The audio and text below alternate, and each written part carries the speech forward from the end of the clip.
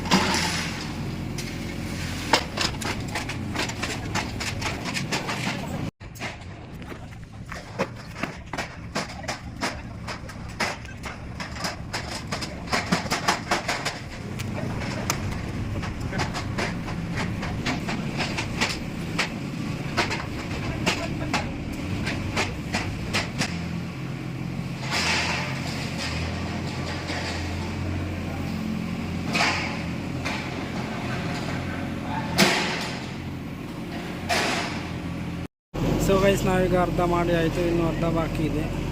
ಈ ಮಣ್ಣೆಲ್ಲ ಈಗ ನಾವು ಟಿಪ್ಪರಿಗೆ ಲೋಡ್ ಮಾಡಲಿಕ್ಕಿದೆ. ನಮ್ಮ ಟಿಪ್ಪರ್ ಬಂದಿದೆ.